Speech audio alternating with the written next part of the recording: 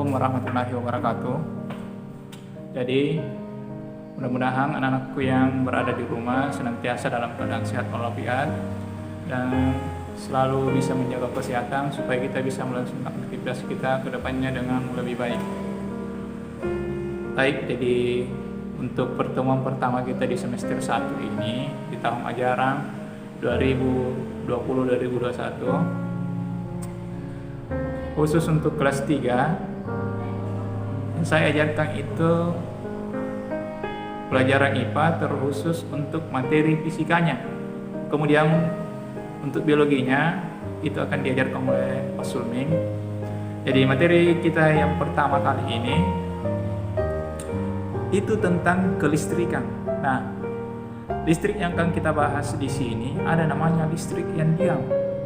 Yang mana itu listrik yang diam? Biasa kita kenal dengan istilah listrik statis atau listrik yang tidak mengalir. Yang mana contohnya? Ini contohnya biasa terjadi pada fenomena alam ya. Fenomena alam yang seperti apa? Biasa kalian lihat petir atau kilat. Itu semua adalah salah satu contoh listrik statis yang terjadi di alam. Itu listrik statisnya skala besar ya, karena tegangannya yang dihasilkan itu sangat tinggi. Oke, jadi kita lanjut. Jadi di listrik statis ini juga biasa terdapat pada minuman ya. Contoh minuman apa? Biasanya di minuman ada katanya kandungan mineral ion. Nah, di situ ada kata ion. Apa itu ion sebenarnya? Jadi ion itu adalah atom atau gugus atom yang bermuatan listrik. Jadi ion itu adalah yang bermuatan listrik. Kemudian untuk memahami itu lebih lanjut, baik untuk anak-anakku silakan disimak materi selengkapnya ya. Oke, jadi untuk yang pertama yang akan kita bahas itu tentang muatan listrik. Jadi apa itu muatan listrik? Berarti apa yang dikandung dalam listrik itu? Pertama, di sini ada atom. Apa itu atom? Jadi atom itu adalah bagian terkecil suatu benda yang tidak dapat dibagi lagi. Itu pengertiannya atom. Nah, di sini ada beberapa ilmuwan ya atau para ahli yang mengungkapkan atau menemukan berbagai teori tentang atom. Di sini ada teori atom Niels Bohr. Nah, di sini dia menyatakan bahwa atom terdiri atas atom bermuatan positif yang dikelilingi elektron yang bermuatan negatif. Itu yang pertama teorinya. Kemudian yang kedua, elektron bergerak mengelilingi inti atom. Kemudian yang ketiga, elektron dapat berpindah dari lintasan dalam berpindah ke lintasan yang luar atau ke lintasan luar berpindah ke lintasan yang di dalam.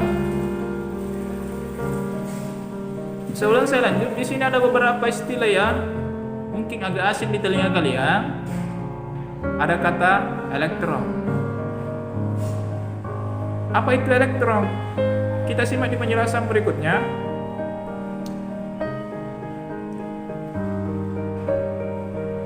Ini saya ambil gambar ya, gambar daripada susunan partikel zat padat. Zat padatnya di sini adalah kertas.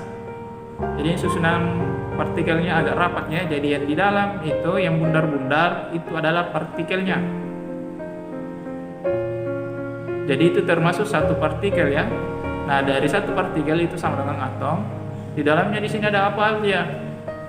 Nah, di sini ada yang namanya neutron, elektron, dan proton, dan ada inti atom. Yang di luar ini yang lingkaran yang ada berputar-putar, yang garis putus-putus itu adalah lintasannya ini elektron atau garis perputarannya. Itu yang disebut sebagai orbit daripada elektron itu sendiri. Oke, jadi yang di dalamnya ada lagi namanya inti atom. Inti atom itu terdiri atas dua. Apa yang terdapat di inti atom? Ada namanya neutron dan ada proton. Elektron ini adalah atom yang bermuatan negatif. Kemudian kalau proton adalah atom yang bermuatan positif. Lalu neutron itu adalah tidak bermuatan. Dan harus diingat yang di dalamnya inti atom itu terdiri atas dua, yaitu proton dan neutron. Oke, baik Bapak lanjut. Nah, di sini adalah rangkuman daripada teori atom itu sendiri.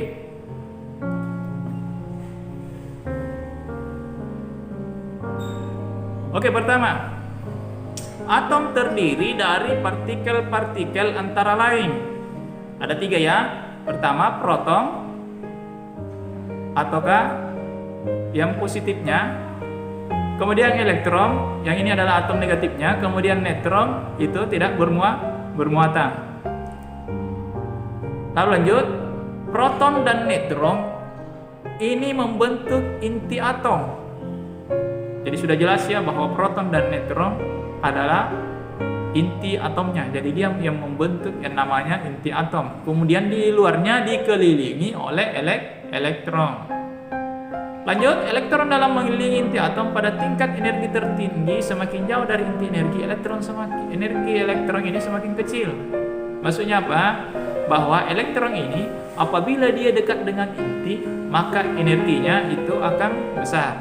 Tetapi apabila elektron ini semakin jauh dari inti atom, maka energinya juga akan semakin kecil. Baik, lanjut. Jadi atom netral, di sini juga ada istilah atom netral. Yang mana dikatakan itu atom netral? Dikatakan itu atom netral apabila jumlah protonnya sama dengan jumlah elektron. Disimak baik-baik ya, bahwa atom netral jika jumlah proton sama dengan jumlah elektron. Contohnya bagaimana? Contohnya adalah kalau dia protonnya 2, kemudian elektronnya juga 2, maka dikatakan itu netral. Kenapa netral? Karena jumlahnya sama-sama 2. Oke, lanjut yang selanjutnya. Ada lagi yang dikatakan atom bermuatan positif. Kapan ini atom dikatakan bermuatan positif? Apabila dia kekurangan elektron. Kalau dia kekurangan elektron, otomatis dia kelebihan proton. Jadi itu ya. Contohnya seperti apa? Contohnya adalah apabila ada atom ya yang mempunyai 3 proton dan 2 elektron. Jadi kalau 3 proton dan 2 elektronnya, yang mana lebih banyak? Berarti lebih banyak protonnya ya, berarti kurangi elektronnya. Maka itu dikatakan bermuatan positif. Lanjut yang selanjutnya, ada lagi atom yang bermuatan negatif. Kapan itu atom bermuatan negatif? Jika atom itu kelebihan elektron. Kebalikannya yang tadi ya, yang positif. Jadi atom bermuatan negatif jika atom kelebihan elektron. Otomatis kalau kelebihan elektron berarti kekurangan proton. Contohnya seperti apa? Contohnya atomnya itu contohnya suatu atom protonnya itu saya anggaplah 2, elektronnya 3. Berarti mana lebih banyak? Berarti lebih banyak elektronnya. Kalau lebih banyak elektronnya begitu, berarti dia bermuatan negatif. Oke, baik, lanjut. Oke, di sini saya ada ambilkan 2 ilustrasi ya. 2 ilustrasi atom. Ada namanya atom helium dan atom litium. Perhatikan jumlah atomnya. Yang di dalam itu neutronnya 2, protonnya juga 2, elektronnya yang di luar yang bergerak ini mengelilingi inti ada juga 2. Berarti atom helium ini termasuk atom yang netral karena jumlah proton sama elektronnya sama. Kemudian atom helium, apakah juga netral? Kita lihat jumlahnya. Protonnya di dalam juga 3. Neutronnya juga 3. Yang di luar yang mengelilingi itu juga 3. Yaitu, maka kalau sama-sama 3 berarti ini juga dikatakan netral. Baik, lanjut. Nah, kita akan selidiki muatan listrik pada atom. Jadi di sini ada dua atomnya, atom natrium sama klor.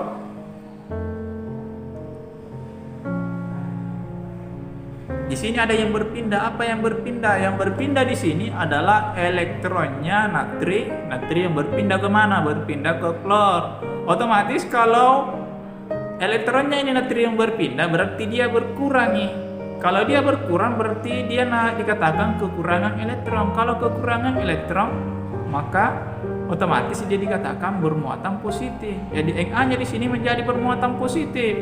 Nah, bagaimana dengan yang klor? Di sini klor menerima elektron. Berarti elektronnya itu bertambah, atau bisa dikatakan dia kelebihan elektron. Kalau kelebihan elektron, otomatis dia menjadi akan bermuatan negatif. Nah, kita coba selidiki muatan listrik pada benda. Ini mungkin sudah biasa kalian praktekkan ya. Yang penggaris plastik digosok dengan rambut dapat menarik bulu ayam. Nah, ada lagi yang di sini saya ambilkan contoh penggaris plastik yang nantinya akan kita gosok dengan kain wol. Oke, coba kita gosokkan ya. Simak saya gambarnya. Videonya maksud saya.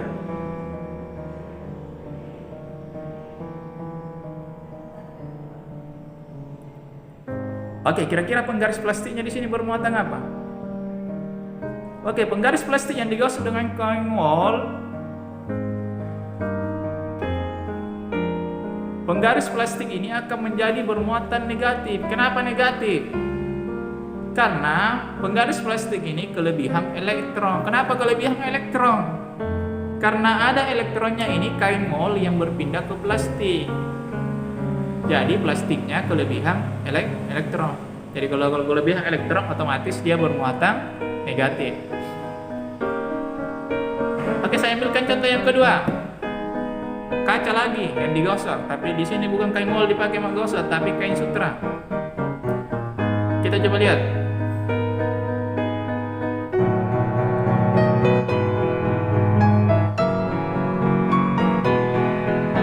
Oh, kacanya ternyata bermuatan positif. Kenapa bisa? Kita lihat di sini. Ternyata kaca yang digosok dengan kain sutra, maka kaca akan menjadi bermuatan listrik positif. Karena apa?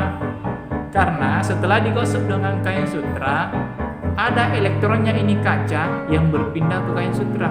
Berarti kalau ada elektronnya yang berpindah, berarti kaca ini akan kekurangan elektron. Kalau kekurangan elektron, berarti otomatis dia akan menjadi bermuatan positif. Oke, sekian untuk materinya anak-anak ya.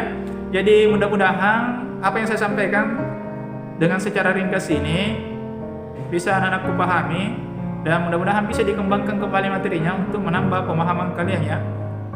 Dan untuk selanjutnya, sebagai tambahannya, Bapak berikan tugas ya, sebagai refleksi dari pembelajaran kita hari ini. Jadi ini tugasnya ada 2 nomor. Jadi pertama, gambarkan bagian-bagian atom. Ini gambarnya sudah ada, saya tampilkan tadi di video ya. Yang gambar atom, yang ada di situ bagian-bagiannya, ada proton, ada neutron, dan ada elektronnya.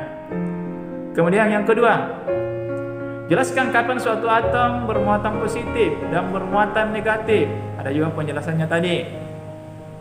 Oke, jadi tetap semangat pelajarannya, tetap jaga kesehatan. Insya Allah kita akan bertemu kembali di pertemuan berikutnya. Oke, terima kasih. Assalamualaikum warahmatullahi wabarakatuh.